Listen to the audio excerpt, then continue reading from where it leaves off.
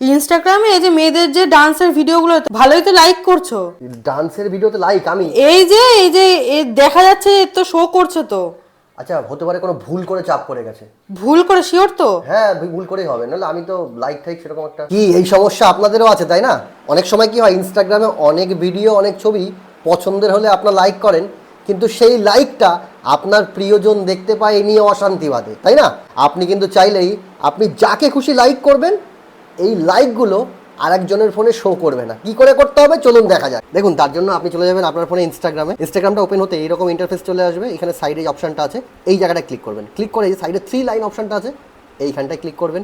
Click করে একটু নিচের দিকে চলে যাবেন, এইখানে একটা অপশন আপনি দেখতে পাবেন, অ্যাক্টিভিটি ইন ফ্রেন্ডস ফিড।